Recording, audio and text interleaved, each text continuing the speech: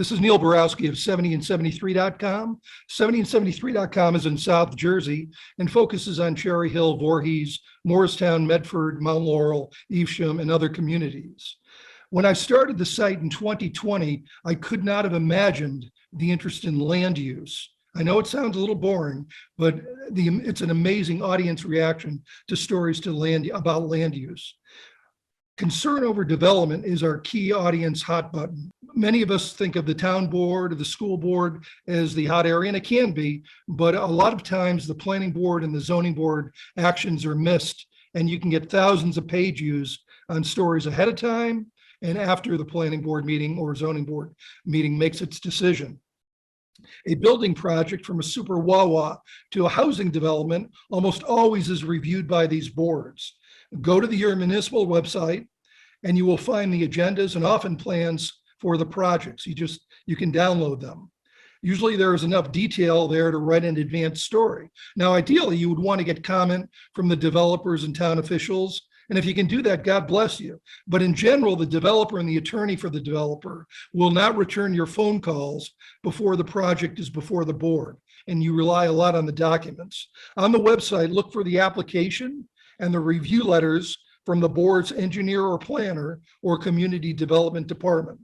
These will summarize the project and list approvals needed. Plans posted on the municipal website from the applicant will show you the project layout and often contain renderings, which make great art for the story. File an Oprah request for the PDFs. In the request, ask for applications, renderings, site plans, municipal response and review letters, environmental reports, and other material before the board. If the board has already acted, also Oprah for copies of the resolutions that must be adopted by the planning or zoning boards after they give their approvals. The resolutions detail the conditions of the approval that are not in the original filing. Keep in mind that at the outset, the applicant has only two obligations for disclosure: sending notices to property owners within 200 feet of the development and submitting a legal ad to the official newspaper. One daily down here in our area has circulation that is 1/10 of what it was decades ago. So your article may be the first people have heard of the project. That was the case with me with a Mount Laurel Sunoco service station owner who found out from 70 and 73 that a super Wawa was planned next door.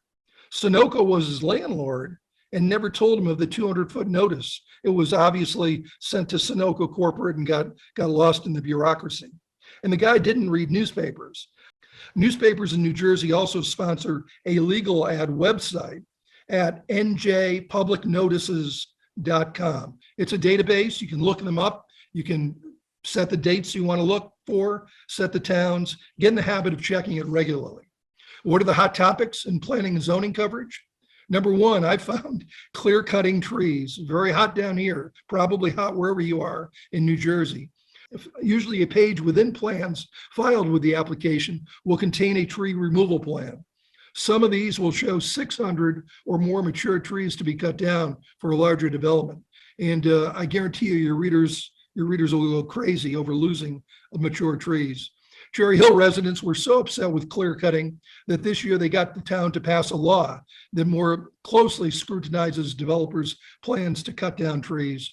Another hot topic, the super Wawa. Whether it's down the street or on a highway, you'll find that people come out for that. Many are opposed to it. Many think it's the end of the world if a super Wawa is being put up near their home. Of course, they're the ones who always stop for a cup of coffee every morning. And finally, warehouses. With the decline of the office economy, warehouses are being proposed more and more to replace the office buildings. Or developers are selecting wooded acreage near major roads and propose building a warehouse. The greatest concern is truck traffic on what essentially were country roads.